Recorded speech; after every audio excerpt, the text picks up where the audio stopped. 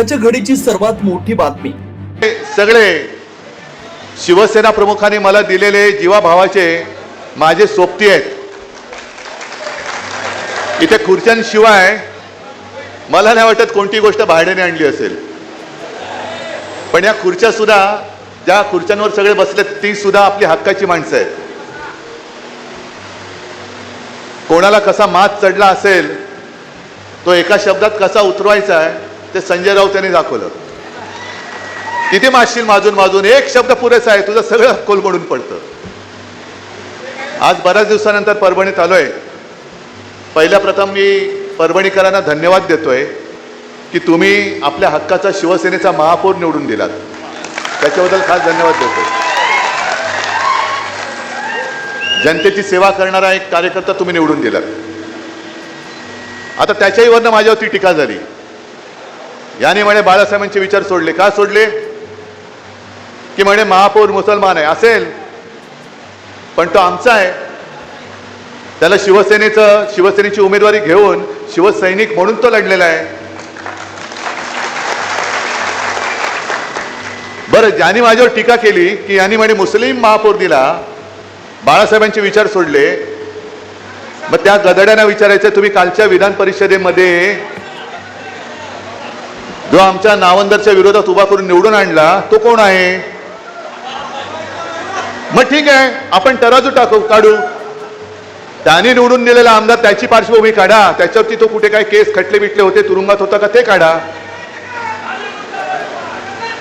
आणि एका त्या महाराजांच्या कीर्तनासाठी स्वतःची शेती पीक काढून ती जमीन उपलब्ध करून देणार आमचा महापौर बघा। पण किती दिवस चालणार? म्हणजे आपण जरा कुठे काय केलं की बाळासाहेबांचे विचार सोडले, पण तुम्ही शिवसैनिकांशी आणि शिवसेनेशी गद्दारी केली, हा बाळासाहेबांच्या विचारांचा तुम्ही घात केलेला। मला तोही क्षण आठवतोय। मी विधानसभेला सुद्धा प्रचाराला आलो होतो आणि लोकसभेला सुद्धा आलो होतो। लोकसभेला तो स्टेडियम पूर्ण भरला होता। ते राहुल ती सभा एक आपल्याला परत घ्यायचे, त्या स्टेडियम मध्ये घ्यायचे, आणि पाऊस आला होता ना, पण त्या पावसात सुद्धा ना तुम्ही आलात ना मी आलो। आणि मला काय अभिमान वाटत होता की दोन्ही जणांना, एका बाजूला राहुल होता, दुसऱ्या बाजूला कोण? जरा गोंधळलं मी, कारण काय नवीन नवीन तुम्ही नावं ठेवता, काय आताच तो होता।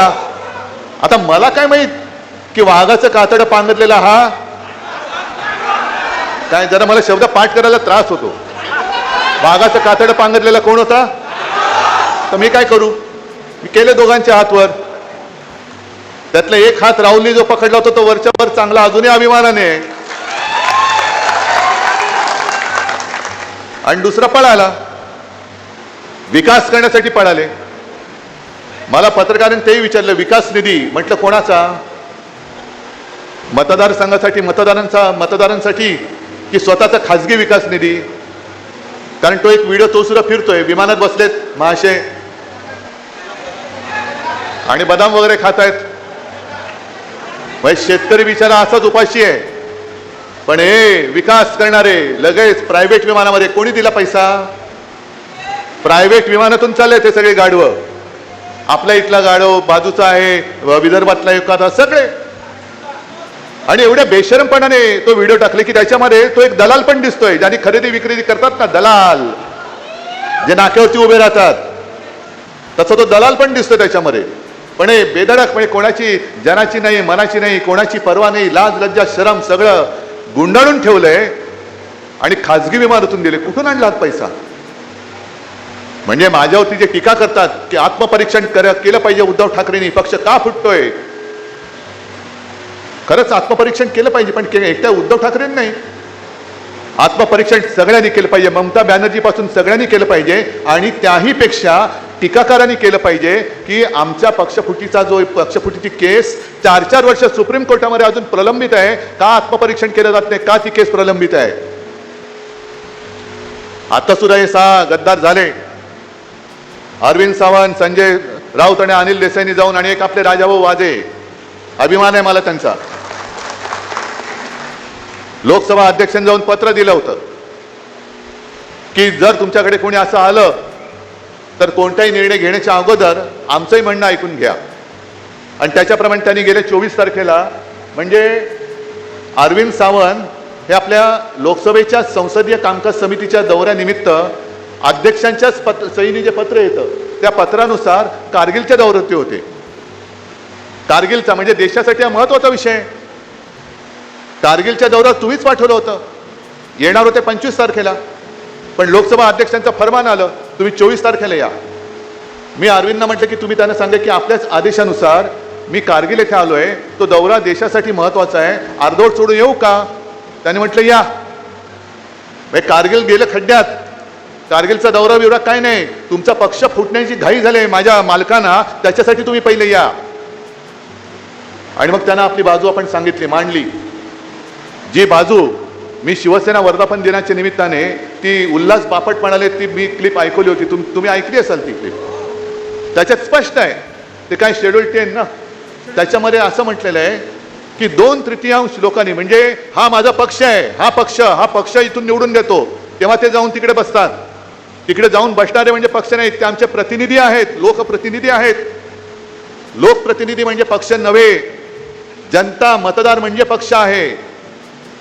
आणि 2/3 जे सभासद असतात तिकडे लोकप्रतिनिधी असतात, ते जर का इकडून तिकडे गेले आणि दुसऱ्या पक्षात विलीन झाले तर त्याला कायदेशीर मान्यता मिळू शकते का?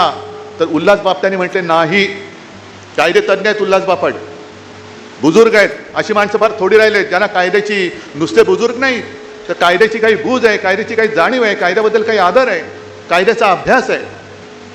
आणि त्यांनी स्पष्ट सांगितले की त्याच्यात संविधानात, हे कोणी तुम्ही मी किंवा बापटांनी लिहिलेलं नाहीये, संविधानात घटनेमध्ये लिहिलेलं आहे की जेव्हा एखादा पक्ष दुसऱ्या पक्षात विलिनीकरणाचा निर्णय घेतो त्याला 2/3 लोकप्रतिनिधींचा जर पाठिंबा असेल तर ते होतं. 2/3 लोकप्रतिनिधी विलिनीकरणाचा निर्णय घेऊ शकत नाही. आता हा तुमचा नवीन जो शब्दांनी तुम्ही जो बॉस म्हणताय, हे सगळे 6च्या 6 जर कायद्याचं राज्य या देशात असेल तर ते बाद झाले पाहिजे. जर कायद्याचं राज्य असेल तर,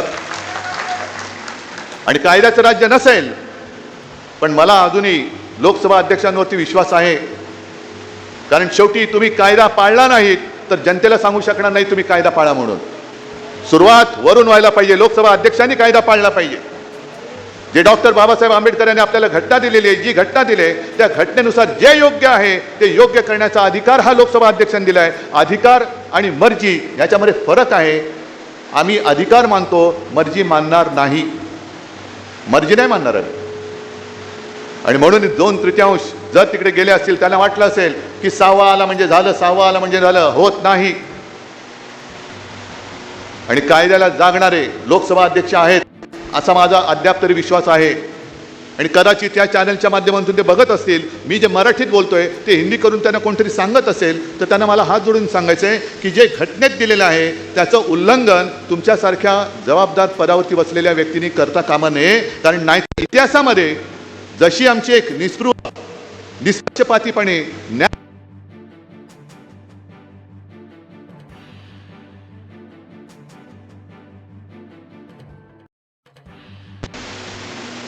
आणि मग राहतोय प्रश्न तो परभणीचा.